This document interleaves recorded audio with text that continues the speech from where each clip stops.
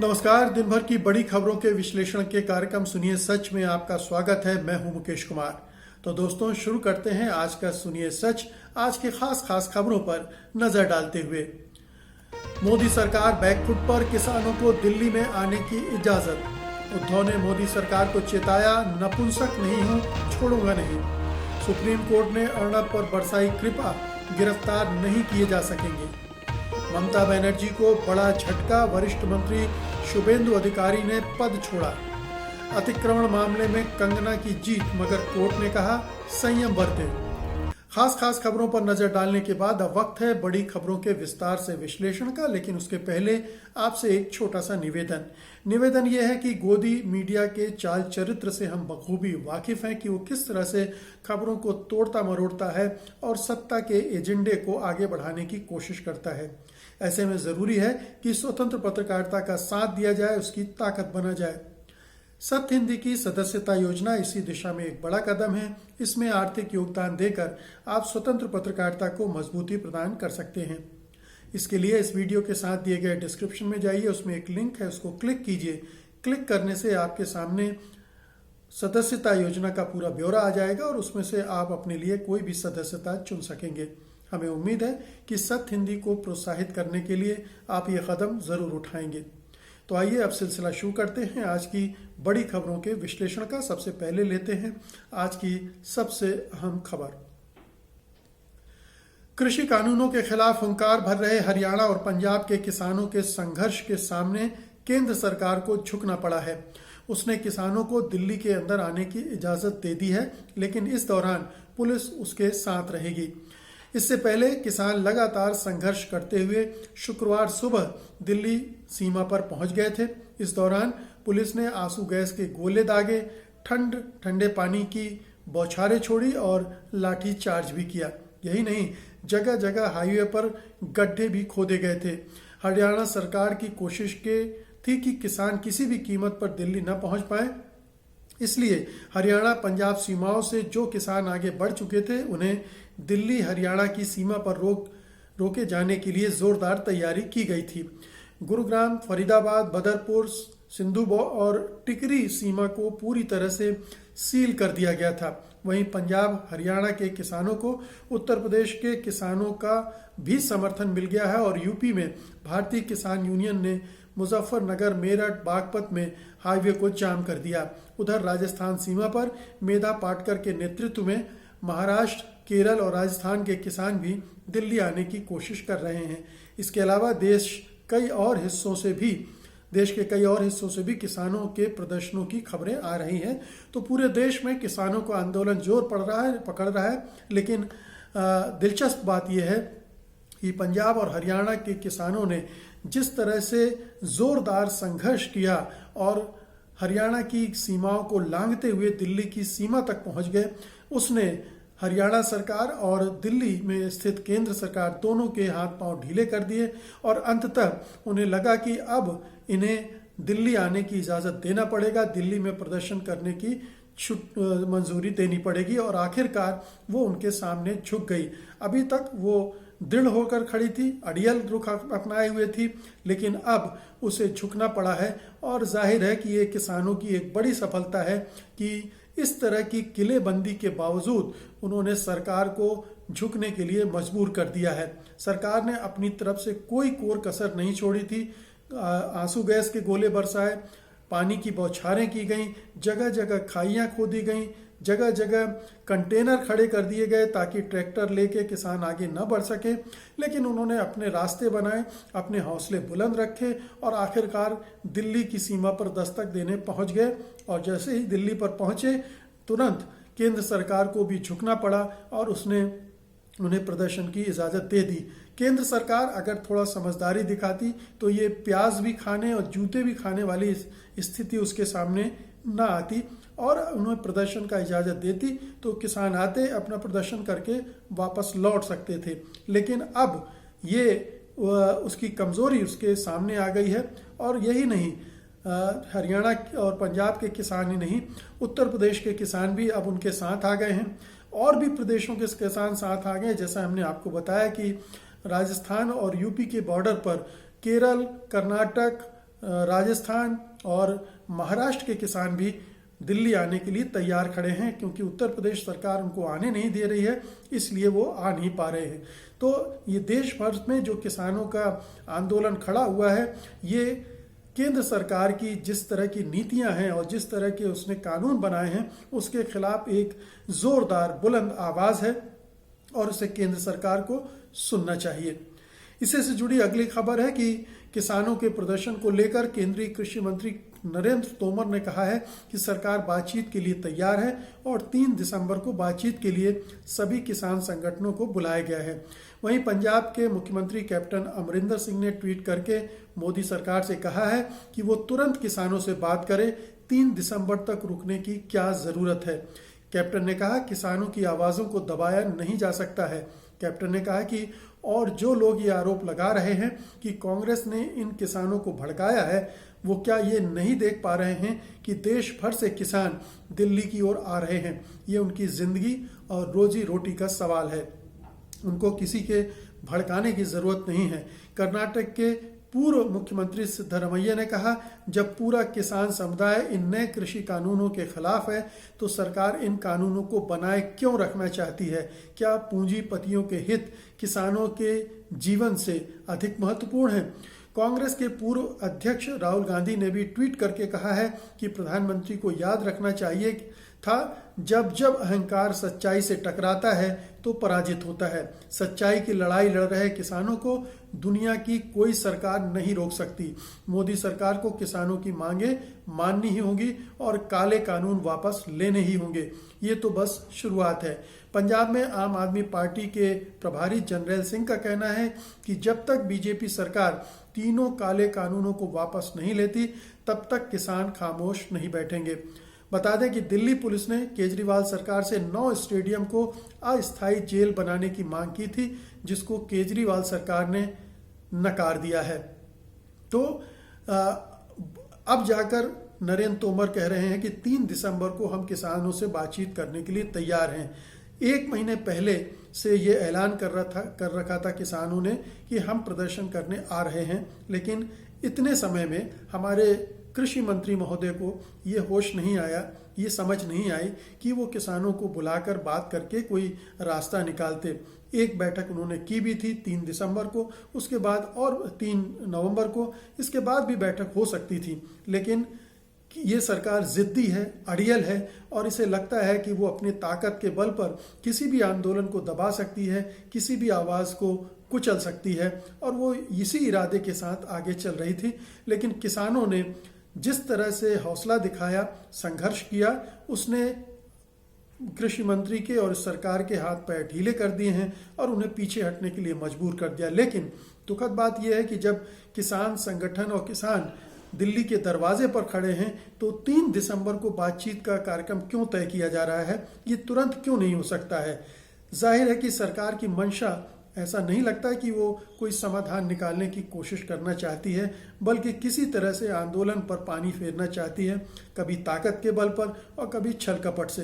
तो एक तो ये है। दूसरी बात है कि इस आंदोलन को बदनाम करने के लिए तमाम तरह की कॉन्स्पिरेसी थ्योरी फैलाई जा रही हैं और इनमें यह भी कहा जा रहा है कि इस आंदोलन को खालिस्तानियों ने का सपोर्ट है या कांग्रेस भड़का रही है या तमाम तरह की, और इसमें मीडिया सबसे आगे है, वही गोदी मीडिया जो हर मामले में सरकार के साथ खड़ा रहता है और सरकार के खिलाफ उठने वाली हर आवाज़ को दबाने के लिए तरह तरह की कॉन्स्पिरेसी थ्योरी ले आता है। तो इसमें भी वो ये कॉन्स्पिरेसी थ्योरी लेकर आ गया है। लेकिन देश भर में किसान नाराज हैं, परेशान हैं और केंद्र सरकार की नीतियों के खिलाफ खड़े हो गए हैं। ये उसे समझना चाहिए, नहीं समझेगा तो वो और भी जनता से कटता जाएगा। और अब अगली खबर लेते हैं। मोदी सरकार और बीजेपी नेताओं के हमले से उद्धव ठाकरे गुस्से में हैं। उन्होंने चेताया है कि यदि उन्होंने ऐसे हमले जारी रखे तो वो हाथ धोकर पीछे पड़ जाएंगे। उनकी ये प्रतिक्रिया तब आई है जब इसी हफ्ते शिवसेना के एक विधायक के घर छापा पड़ चुका है। इसके पहले सुशांत सिंह राजपूत मामले में उद्धव ठाकरे के बेटे आदित्य ठाकरे को निशाना बनाया गया था। कोरोना को लेकर भी उनकी सरकार पर लगातार हमले किए जा रहे हैं। ऐसी रिपोर्टें आ रही हैं कि उनकी सरकार को अस्थिर करने का प्रयास किया जा रहा है। उद्धव ठाकरे ने ये तमाम बातें शिवसेना के मुखपत्र सामना को दिए अपने इंटरव्यू में कही हैं। उद्धव ठाकरे ने प्रधानमंत्री नरेंद्र मोदी की तरफ इशारा करते हुए कहा है कि यदि आप सत्ता का दुरुपयोग कर रहे हैं तो याद रखें कि सत्ता हमेशा के लिए नहीं रहती है। उन्हें भी अतीत में केसों का सामना करना पड़ा था और शिवसेना सुप्रीमो बाल ठाकरे ने उन्हें बचाया था। इसलिए उद्धव चेतावनी देते हैं। वो कहते हैं, मैं शांत हूं, लेकिन इसका मतलब ये नहीं है कि मैं नपुंसक हूं। परिवार पर हमला करना हमारी संस्कृति नहीं है। ऐसी ही हिंदुत्व की संस्कृति भी है। यदि आप हमारे परिवारों और बच्चों को निशाना बना रहे हैं तो उन्हें यह भी याद रखना चाहिए कि उनके भी परिवार और बच्चे हैं और वे दूध के धुले नहीं हैं। अगर हम फैसला करते हैं तो हम जानते हैं कि उनकी खिचड़ी कैसे पकानी है। संजय राउत एक सवाल करते हैं कि विपक्ष दावा करता है कि आप भाषणों में लोगों से हाथ धोने की बात कहने के अलावा कुछ नहीं करते हैं। इस पर उद्धव ठाकरे कहते हैं, मैं अभी सिर्फ लोगों को हाथ धोने के लिए कह रहा हूं। यदि वे यानी विपक्ष नेता हम पर हमले करना जारी रखते हैं तो हाथ धो के पीछे पड़ूंगा। आर्किटेक्ट अन्वय नाइक की मौत और अर्णब गोस्वामी से जुड़े एक सवाल के जवाब में ठाकरे ने कहा, एक मराठी व्यापारी को बाहरी लोगों ने धोखा दिया, उसने आत्महत्या कर ली और एक नोट लिखा। आप मामले को कालीन के नीचे छिपाते हैं और जो लोग फिर से जांच की मांग करते हैं आप ईडी को उनके पीछे लगा देते हैं। आप चाहते हैं कि हम आंखें मूंद लें। तो बहुत ही कहना चाहिए कि बेबाक इंटरव्यू दिया है उद्धव ठाकरे ने, अपने मन की बात की है और वो इस इंटरव्यू में उनके क्रोध की, उनकी नाराजगी की झलक स्पष्ट तौर पर दिख रही है।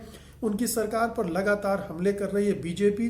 केंद्र सरकार अपनी पूरी एजेंसियों का इस्तेमाल कर रही है, यहाँ तक कि न्यायालय का भी इस्तेमाल कर रही है, अर्णब गोस्वामी का इस्तेमाल कर रही है। अर्णब गोस्वामी इस्तेमाल हो रहे हैं, तमाम मीडिया इस्तेमाल हो रहा है और कोशिश की जा रही है कि किसी भी तरह से महाराष्ट्र की सरकार को बदनाम करके उसे गिराने का एक आधार तलाशा जाए।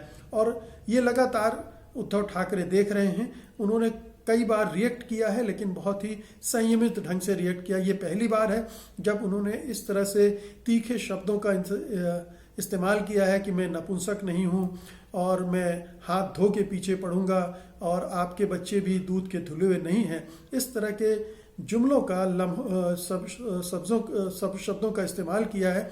उससे पता चलता है कि वो अंदर से कितने दुखी और नाराज हैं और ये एक चेतावनी दे रहे हैं मोदी सरकार को कि अगर उसका रवैया नहीं बदला तो वो बदले की कार्रवाई भी करेंगे और उन पर भी आंच आए बिना नहीं रहेगी।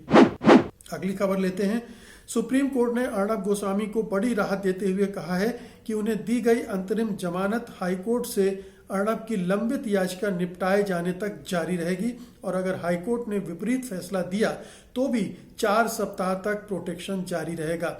सुप्रीम कोर्ट ने कहा, अदालतों को सुनिश्चित करना चाहिए कि क्रिमिनल लॉ सताने का औजार न बन जाए। कोर्ट ने कहा, रिपब्लिक टीवी के संपादक अर्णब गोस्वामी पर एफआईआर में लगाए गए आत्महत्या के लिए उकसाने के आरोप पहली निगाह में नहीं ठहरते। न्यायमूर्ति डी.वाई. चंद्रचूड़ और न्यायमूर्ति इंदिरा बनर्जी की पीठ ने आज फैसला सुनाया और अदालत ने टिप्पणी की कि न्यायालय ने कहा कि अगर किसी की निजी स्वतंत्रता का हनन हुआ हो तो वो न्याय पर आघात होगा। पीठ ने कहा, उन नागरिकों के लिए इस अदालत के दरवाजे बंद नहीं किए जा सकते जिन्होंने प्रथम दृष्टया ये दिखाया है कि राज्य ने अपनी शक्ति का दुरुपयोग किया है।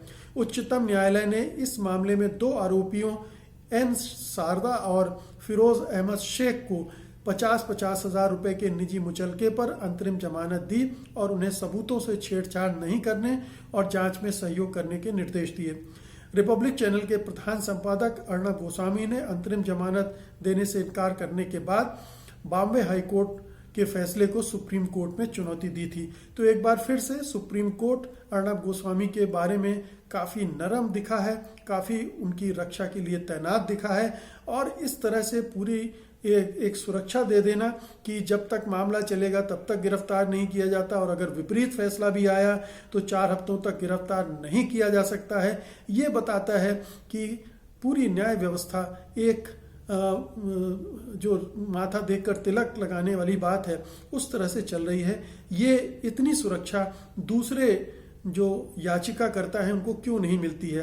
अभी सिद्दीक कप्पन का मामला आया था, उस मामले में हमने देखा कि सुप्रीम कोर्ट का रवैया किस तरह से था, और जो नागरिक स्वतंत्रता और निजी स्वतंत्रता की बात इस बेंच ने कही है, दूसरी बेंच ने उसके मुताबिक काम नहीं किया है। तो क्या सुप्रीम कोर्ट भी दो अलग अलग तरह के फैसले दे रहा है और दे रहा है, तो ये विरोधाभास निश्चित रूप से लोगों को खटकेगा और यहीं से सुप्रीम कोर्ट की जो विश्वसनीयता है वो खंडित होती है, वो गिरती है। तो अर्णब गोस्वामी को जो विशेष ट्रीटमेंट मिल रहा है, स्पेशल ट्रीटमेंट मिल रहा है, जिस पर कुणाल कामरा ने भी टिप्पणी की, दुष्यंत दवे ने भी टिप्पणी की, बहुत सारे जो पूर्व न्यायाधीश हैं उन्होंने भी टिप्पणी की और लगातार टिप्पणियां हो रही हैं और इस फैसले के बाद फिर से टिप्पणियां होंगी, क्योंकि ये फिर उसी कड़ी में, उसी सिलसिले की कड़ी बनता दिख रहा है। तो अब देखना है कि इस तरह की प्रोटेक्शन मिलने के बाद, दिए जाने के बाद सुप्रीम कोर्ट से, महाराष्ट्र की सरकार किस तरह से आगे बढ़ती है, इसे चुनौती देती है, नहीं देती है, या किसी दूसरे मामले को निकालकर फिर अर्णब गोस्वामी से अपना हिसाब किताब तय करने के लिए आगे बढ़ती है, या फिर फिलहाल के लिए वो शांत हो जाती है। लेकिन अर्णब गोस्वामी क्या शांत होंगे, या फिर वो अपने उसी केंद्र सरकार के एजेंडे को बढ़ाने के लिए महाराष्ट्र सरकार पर उल्टे सीधे उल जलूल आरोप लगाएंगे, झूठे आरोप लगाएंगे, मनगढ़ंत खबरें बनाएंगे और इस तरह के चर्चाएं चैनल पे करेंगे जिन जो पत्रकारिता के नियम कायदों से बिल्कुल विपरीत होते हैं। अगली खबर लेते हैं। पश्चिम बंगाल में अगले साल की शुरुआत में विधानसभा के चुनाव होने हैं। इससे पहले मुख्यमंत्री ममता बनर्जी की पार्टी तृणमूल कांग्रेस को बड़ा झटका लगा है। पार्टी के नेता शुभेंदु अधिकारी ने शुक्रवार को मंत्री पद से इस्तीफा दे दिया है। शुभेंदु अधिकारी ममता सरकार में परिवहन मंत्री थे। काफी दिनों से उन्होंने बगावती रुख अपनाया हुआ था। वो लंबे अरसे से राज्य कैबिनेट की बैठकों में शामिल भी नहीं हो रहे थे और अपनी जनसभाओं में न तो पार्टी के झंडे का प्रयोग कर रहे थे और न ही मुख्यमंत्री व पार्टी अध्यक्ष ममता बनर्जी की तस्वीरों का। हालांकि टीएमसी के प्रवक्ता सौगत रॉय ने कहा है कि उनको अभी भी भरोसा है कि शुभेंदु पार्टी नहीं छोड़ेंगे और वो इस बारे में उनसे बात करेंगे। बता दें, कयास लगाए जा रहे हैं कि शुभेंदु अधिकारी बीजेपी का दामन थाम सकते हैं और उनके साथ कई और बागी नेता भी यही रुख अपना सकते हैं। शुभेंदु ममता बनर्जी के भतीजे अभिषेक बनर्जी और चुनावी रणनीतिकार प्रशांत किशोर के द्वारा लिए जा रहे फैसलों से नाराज चल रहे थे। तो शुभेंदु ममता सरकार में एक महत्वपूर्ण मंत्री थे, तृणमूल कांग्रेस के एक महत्वपूर्ण नेता हैं और उनका पूरा जो कुनबा है वो पूरे राजनीति में है और एक इलाके में उनका अच्छा खासा प्रभाव है। जाहिर है कि अगर वो पार्टी छोड़ते हैं तो पार्टी को एक बड़ा नुकसान, बड़ा झटका लग सकता है और अगर वो पार्टी छोड़कर बीजेपी में शामिल होते हैं तो ये डबल झटका होगा, क्योंकि बीजेपी के हौसले और बुलंद होंगे और वो जो सत्ता पर अपनी दावेदारी करने की तैयारी कर रही है उसमें उसको बल मिल जाएगा।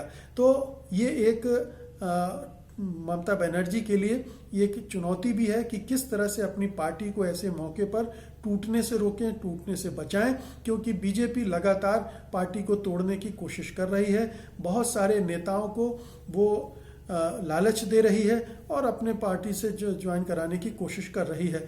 तो ये सिलसिला अभी चलेगा, चुनाव तक चलेगा और अगर ममता बनर्जी का रुख नहीं बदला और उन जो नाराज नेता हैं, बागी नेता हैं, उनकी शिकायतों की सुनवाई नहीं हुई, अगर उनके भतीजे अभिषेक बनर्जी हावी हो रहे हैं और उनसे दिक्कत है लोगों को, तो उन्हें देखना पड़ेगा कि कैसे इसका समाधान निकाला जाए। इसी तरह से प्रशांत किशोर अगर नीतियां तय कर रहे हैं, चुनाव की स्ट्रेटजी बना रहे हैं और उसमें जो बड़े प्रमुख नेता हैं उनकी हिस्सेदारी नहीं है, तो ये भी एक असंतोष का विषय बन सकता है। तो ममता बनर्जी कई चुनौतियों से जूझ रही हैं और उनमें से एक चुनौती यह है कि ऐसे नाजुक वक्त पर अपनी पार्टी को कैसे एकजुट रखा जाए, कैसे बीजेपी को अपनी पार्टी तोड़ने से रोका जाए और अपनी इस तोड़फोड़ के जरिए अपना आधार बढ़ाने से रोका जाए। अगली खबर लेते हैं। कंगना रनौत के बंगले के एक हिस्से को गिराने के मामले में बॉम्बे हाई कोर्ट ने कंगना को राहत दी है। कोर्ट ने कहा है कि उनके बंगले पर दुर्भावना से कार्रवाई की गई है और इसलिए बीएमसी का आदेश रद्द किया जाता है। इसके साथ ही कोर्ट ने कहा कि इसके नुकसान की भरपाई की जानी चाहिए। अदालत ने कंगना को होने वाले आर्थिक नुकसान का निर्धारण करने और मुआवजे के लिए उचित आदेश पारित करने के लिए मूल्यांकनकर्ता नियुक्त किया है। अदालत का यह फैसला बृहन मुंबई महानगर पालिका यानी बीएमसी के लिए झटका है। बीएमसी ने यह कहकर कार्रवाई की थी कि बंगले का निर्माण नियमों को ताक पर रखकर किया गया था। कोर्ट का यह फैसला उस मामले में आया है जिसमें बीएमसी ने सितंबर महीने में कंगना के ऑफिस मणिकर्णिका फिल्म्स के बाहर बनी एक बालकनी और कुछ जगहों पर तोड़फोड़ की थी। यह उस वक्त था जब कंगना रनौत और शिवसेना के नेता आमने सामने थे। दोनों तरफ से जबरदस्त बयानबाजी चल रही थी। अपने कार्यालय में तोड़फोड़ के खिलाफ कंगना ने अदालत का रुख किया था। इसी मामले में अब अदालत का फैसला आया है। इसके साथ ही कोर्ट ने कंगना को भी हिदायत दी है। कोर्ट ने कहा, हम फिल्म उद्योग में कथित माहौल और स्थिति को देखते हुए याचिकाकर्ता यानी कंगना रनौत द्वारा लगाए गए आरोपों को स्वीकार नहीं करते हैं। याचिकाकर्ता को सार्वजनिक प्लेटफॉर्मों पर संयम बनाए रखने का सुझाव दिया जाता है। तो एक फैसला है जिसके दो हिस्से, एक हिस्से में कंगना रनौत की जीत हुई है, निश्चित रूप से उन्हें राहत मिली है। उनकी जो बालकनी तोड़ी गई थी उसको पुनर्निर्माण होगा उसका, और बीएमसी को उसका हर्जाना भी देना पड़ेगा। लेकिन दूसरी तरफ से कोर्ट ने यह भी कहा है कि कंगना रनौत जिस तरह के आरोप लगाती रही हैं वो उसे स्वीकार नहीं है, और उनको हिदायत भी दी है कि वो सार्वजनिक प्लेटफॉर्म से सोशल मीडिया आदि पर संयम बरतें। तो कंगना रनौत संयम खो रही हैं, इसीलिए इस तरह की चीज़ें उनके साथ घटित हो रही हैं। वो लगातार महाराष्ट्र सरकार पर हमले कर रही हैं और बड़े गंदे अल्फाजों में कर रही हैं। उनके जो नीयत है वो स्पष्ट दिख रही है कि वो केंद्र सरकार के इशारे पर, बीजेपी के इशारे पर ये सब कर रही हैं। इसलिए अगर वो अपना रास्ता नहीं बदलेंगी तो उनके खिलाफ इस तरह के मामले आगे भी होते रहेंगे, और अभी कुछ मामले और चल रहे हैं जिनमें भी उन्हें मुश्किलात पेश आ सकती है।